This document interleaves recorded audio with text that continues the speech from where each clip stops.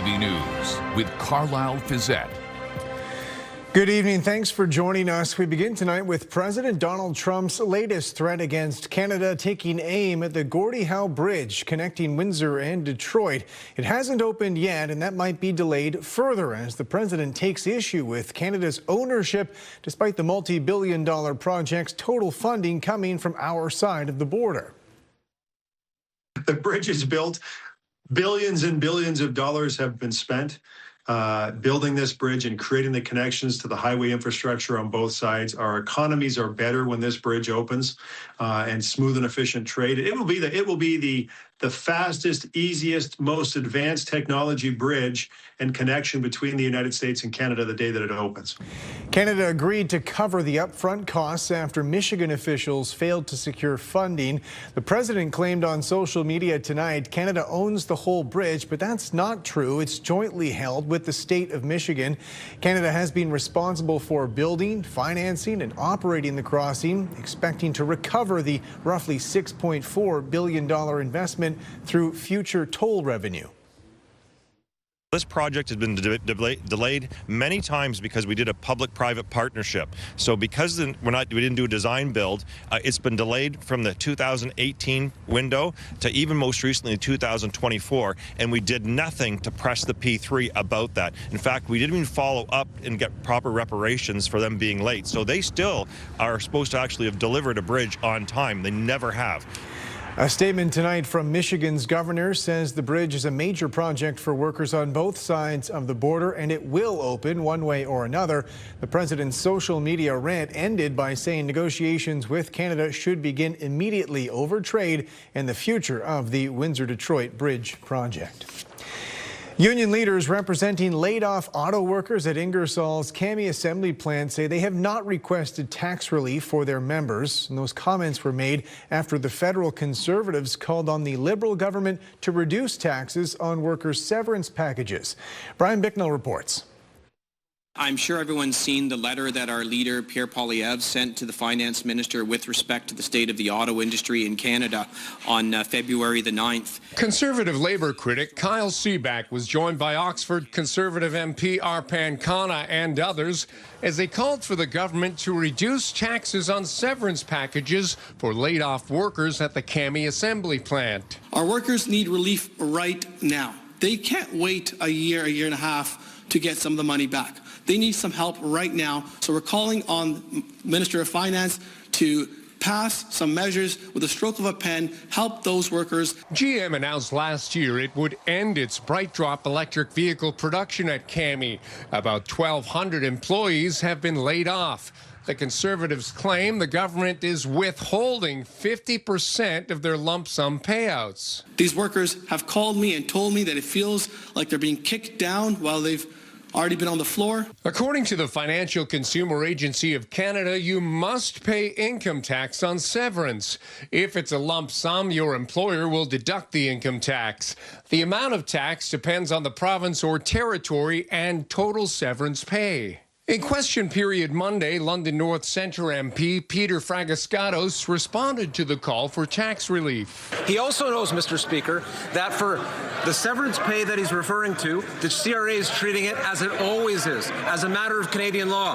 The time is to put away politics. Let's work together on behalf of the people of Ingersoll and the auto sector. Unifor Local 88, which represents laid-off Kami workers, says individual members may have approached their local MP about the issue, but the union has not formally made any such request.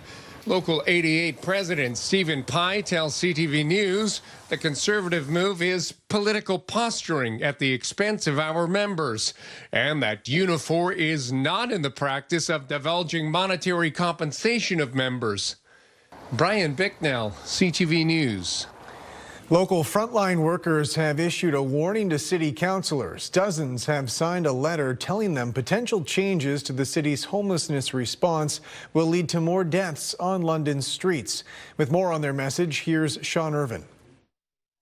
Tuesday, London City Council will consider a multi-year housing stability plan. But advocates warn that any changes impacting supportive housing and winter outreach programs will have one result: more tragedy on the street.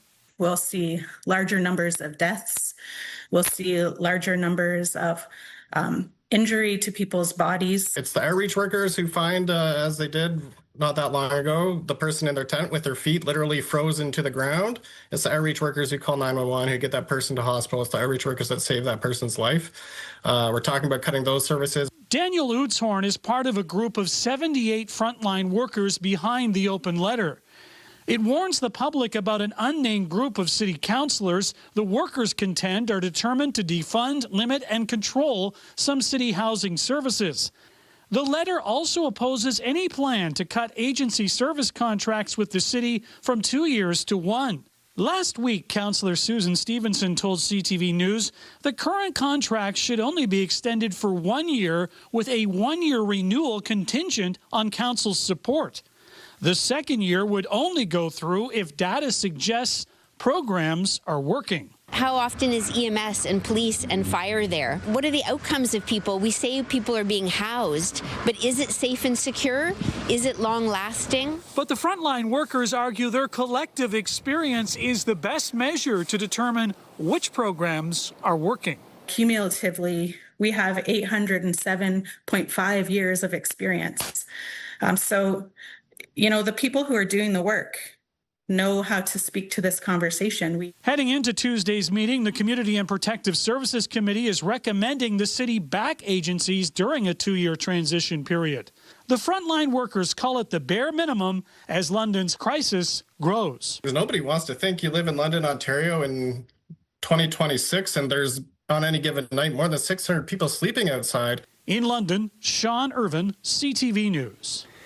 London fire crews say they responded to nearly half a dozen fires over the weekend. And as Jerry Dewan reports, it wasn't just the volume of calls that proved challenging, but the conditions they had to contend with. Roger. It was a busy 24 hours for London fire crews extending into Monday morning. We had 5 structure fires in the city last night. That kept the crews quite a bit busy. And Platoon Chief Brent Shea says fighting fires in the deep cold makes the situation more dangerous and more challenging. Our difficulties when it gets this cold is that we have to keep the water moving. Stagnant water starts to freeze. So that includes water in our trucks, in our hoses. So that becomes quite a logistical nightmare for us at the scene. It was below -20 when fire crews were battling the blaze here on Horton Street, just west of Adelaide. And fire started Monday morning just after midnight and had crews on scene until almost 8 in the morning. In order to keep the water moving and prevent lines freezing, crews will let water flow out onto the ground. It's a situation firefighters are aware of and prepared for, but the concern is for others who may enter the scene. Quite often it can be a slip hazard both for vehicles and for people. So we'd rather you stay out of the area until we get things all cleaned up from the call and make things safe again. Along with the fire on Horton, there were fires on Dillon Street in northeast London, an apartment fire on Dundas, and one at a construction site at the corner of Highbury and Edge Valley Road. Shea says the cold can also create situations that lead to fires. When things get really cold, people bring in supplemental heaters to situations, and maybe they're not mindful about the spacing and making sure that they don't overwhelm appliances or electrical cords. So be careful of that, absolutely. The fire department also continues to warn about blocked exhaust pipes for appliances that burn fossil fuels, including furnaces, water heaters, and gas fireplaces. Shea notes that CO detectors are now mandatory near bedrooms and on every floor of a home. Jerry Dewan, CTV News. London police say they've now cleared Chesham Avenue, the site of their chemical weapons investigation. The investigation started back on January 24th when a person was arrested on Western University's campus for trespassing with a loaded handgun. That led them to police to a home on Chesham where police say they found hazardous chemicals that could be used to make explosives. 4 people face numerous weapons offenses, and one of the suspects made a brief court appearance today. He remains in custody pending a date for a bail hearing, which is expected to be set on Friday. The manslaughter trial of a former Strathroy babysitter resumed today, several weeks after it had been adjourned. Today's testimony came from an investigating officer who went to the home of the woman accused minutes after a toddler was rushed to hospital. Nick Paparella reports. Shortly after, 15-month-old Nathaniel McClellan was rushed to hospital with a serious head injury in October of 2015. Strathroy Caradoc Detective Constable Chris Haskett was the first to go out to the home of the accused, 46-year-old Megan Van Hoof. He said before going out, "I was told that the belief was that Nathan had fallen down some stairs." He went on, "I was there to talk to Megan about the injured child." He said after speaking with Van Hoof, "I remember her telling me that he didn't fall downstairs, but that he collapsed on a landing in the garage." Days later, the toddler would die in hospital from his injuries. However, it would take officers years to eventually charge the former Strathroy babysitter with manslaughter. Van Hoof has pled not guilty. The trial has dealt with several delays since starting in the fall and is expected to continue into the spring. Nick Paparella, CTV News. Residents in Lambton County have spent the past couple days digging out after a massive winter storm this weekend. There were widespread issues across regional roads, stranding many drivers. With more on the response, here's Brent Lale. Chaos on the roads in Lambton County. This was probably the worst I've ever faced. A massive snow event with high winds hit west of London, closing the 402 and stranding motorists. I ended up getting stuck there for just a little over 9 hours. Several roads from London to Sarnia were impassable because of the drifting snow. Snowbanks are about 4 to 5 feet tall on each side of the highway. So drivers, if you are traveling with the heavy winds and blowing snow, you may run into visibility issues, whiteout conditions. There were more than 150 911 calls in the queue. Lambton County set up a command center. From our end, they're kind of looking where they are, right? If there's people trapped in anywhere. And so it's a good way to do it with the drone. You can fly over and see what's going on there. Andrew Lundy says he was stuck for more than 6 hours. They said, yeah, if you've got a decent amount of gas, just keep your engine running, and I cleared away the tailpipe, so I wasn't going to die of carbon monoxide. And I just waited. He remained stranded until 5 Samaritans helped free him when daylight arrived, but he still couldn't get home. There are no roads that will take me home that are open. There's a few that aren't officially closed, but are impassable. There are cars that are stopped and they're saying, like, don't come down here. OPP, fire, and local residents with snowmobiles and four-wheel drive trucks helped motorists to area community centers. Warwick Township Mayor Todd Case told CTV News by phone this is the biggest snowstorm since the infamous Snowmageddon in 2010. This is nothing like that was. We were literally here stranded for 3 or 4 days, but this doesn't even hold a candle to that. But we have roads within our community that are shut down in both directions, so there's really not a path for anybody to go anywhere. Lundy says this may have been worse than 16 years ago. I called the OPP and I told the guy what was going on. He said he's been here 25 years and he has never seen it worse, including 2010. Motorists were trapped for hours and tow companies were busy with reports of more than 300 cars in the ditch. It was quite the experience, that's for sure. Sunday morning, nearly 2 days later, the entire highway was reopened. Brent Lale, CTV News. Leaders on a pair of local First Nations are issuing travel advisories, telling band members not to travel to the United States because of racial profiling south of the border, leading to Native Americans being arrested and interrogated. Scott Miller reports.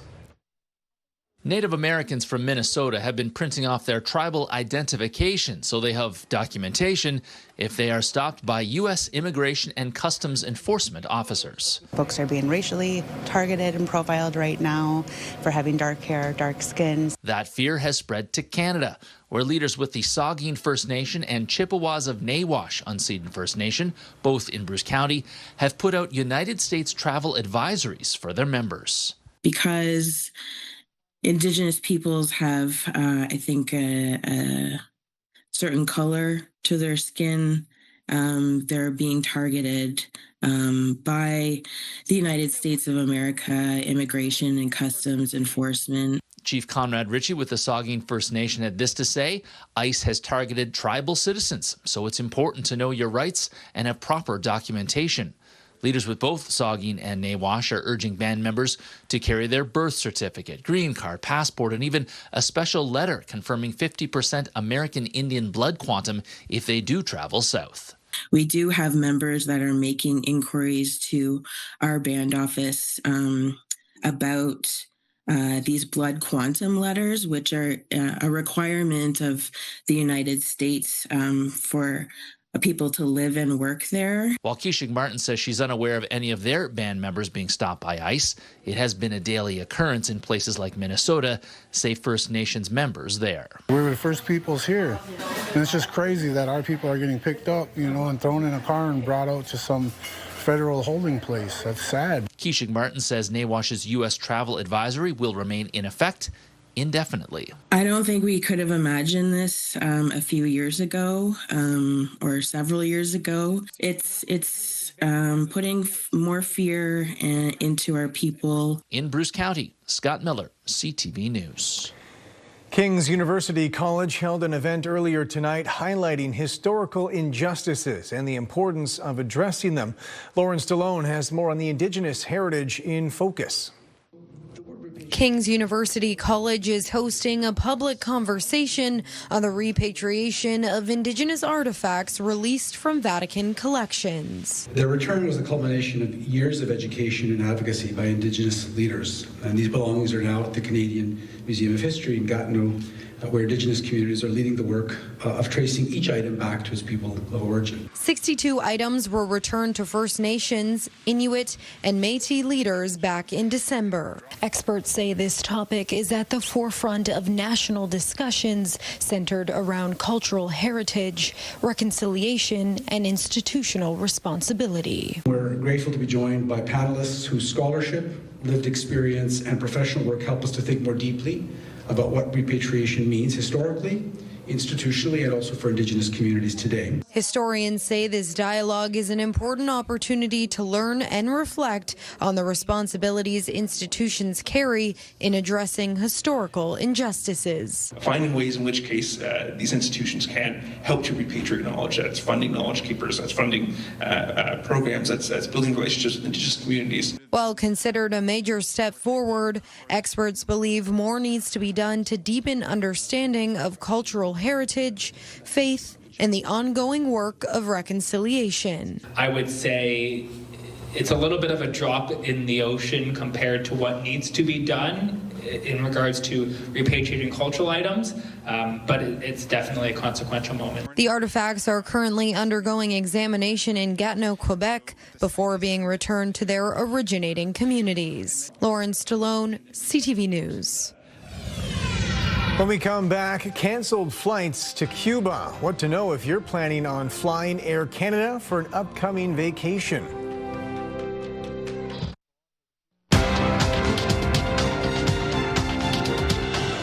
Canada's main stock index moved up on strength in the base metals sector. The TSX gained 552 points in New York. The Dow added just 20. The Nasdaq up 207. The Canadian dollar gained 0.39 of a cent. On commodity markets, gold added almost $100 an ounce. Oil is up 81 cents a barrel.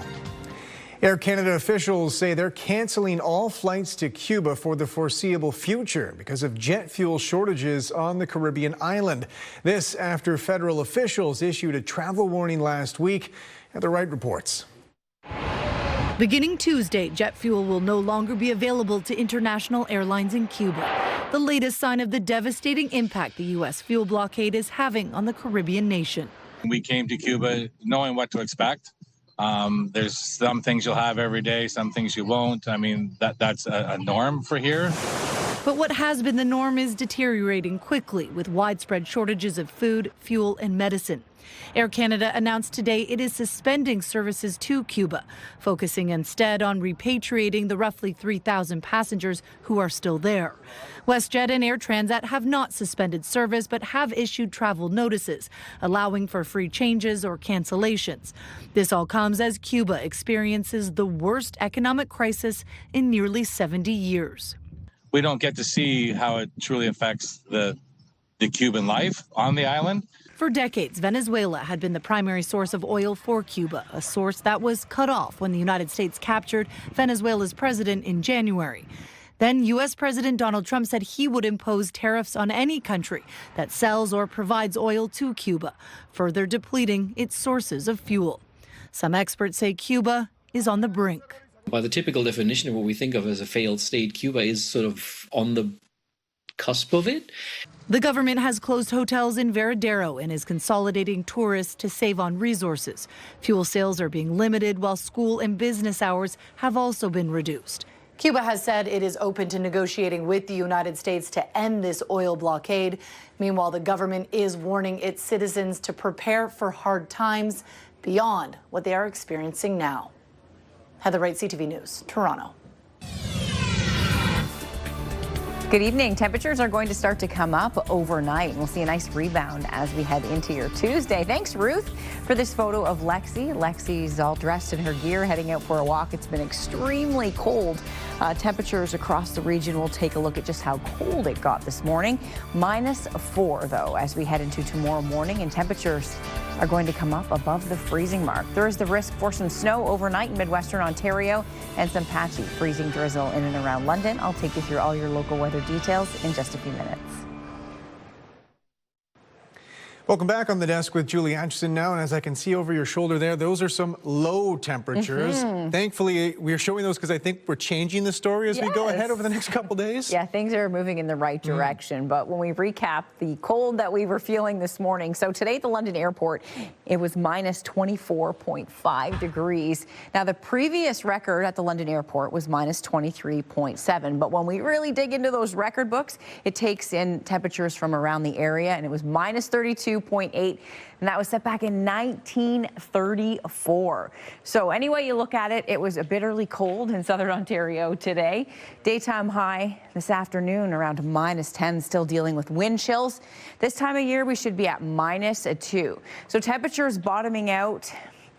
They're going to come up overnight. So the winds have picked up out of the southwest, and that will be ushering in some milder temperatures. Now, as that warmer air starts to come in, there is the risk for some patchy freezing drizzle. So these temperatures, in terms of overnight lows, that's not what we're expecting to happen. So at midnight, the temperature slowly starts to come up, and that's what you'll be experiencing as you head into tomorrow. So you will notice the change heading out the door. Now, we have a little clipper system moving by to the north, and we have a little wave of moisture that'll be pushing by to the south. And you can see that snowfall. So we have some snow tonight in through Grey and Bruce County, expecting about 2 to 4 centimeters, and then another couple centimeters first thing in the morning. But south of that, just cloudy conditions and the risk for that patchy freezing drizzle. That'll be our story heading into tomorrow morning as well. A little bit of light snowfall. The snow will be driving east of Toronto, heading towards the Cobourg area, and then east in and around Peterborough and towards Ottawa. As we head into tomorrow afternoon, cloudy with sunny breaks. We are expecting some peaks of sunshine through the day. But the big weather story tomorrow will be the temperatures coming up. And it'll be nice to see temperatures hitting freezing and above in most areas. So as we take a look at the next 24-hour model, this system really packing a punch. East of Toronto, you can see towards the southwest, we're not expecting anything out of this. But it'll be Grey and Bruce County, in and around northern Dufferin County as well. East of Georgian Bay, will be picking up snow accumulating. +1, that's our high tomorrow. Mix of sun and cloud to mainly cloudy with sunny breaks through the day. And again, about a 30% chance of some very light freezing drizzle heading into the morning. A mix of sun and cloud Wednesday, Thursday, Friday, Saturday. Look at the daytime highs as well. We have made it out of the deep freeze. Daytime highs Wednesday through Thursday, -1 to -3, and then early into the weekend, 1 to +2. Could see a little bit of snowfall develop on Sunday as another area of low pressure will move through, but not expecting anything major in terms of drops in temperature. So conditions looking much improved. -1 with some light snow in Grey Bruce tomorrow morning, and then mainly cloudy with some breaks in the afternoon. Cloudy with sunny breaks in here on Perth, mainly cloudy on Wednesday, -2. -1 on Thursday, and daytime highs heading into the weekend, anywhere from -1 to +1. So things looking good. Heading through this week, we've made it out of that deep freeze with temperatures climbing overnight, Carlyle, and we have some milder days ahead with some sunshine on the way. All right, thanks very much, Julie. A ceremony was held this morning in St. Thomas honoring a local fire captain who was killed in the line of duty 25 years ago. Dennis Redmond fell from an upper floor window while responding to a fire in St. Thomas back in January 2001. To commemorate the 25th anniversary, the fire department created a special challenge coin. On one side, Captain Redmond's face, the other has the department logo. to have his name and have his picture on that coin, speaks volumes to, how this department, memorializes not only its past members, but its current members and future members as well. The coin is available to the public from the St. Thomas Fire Hall.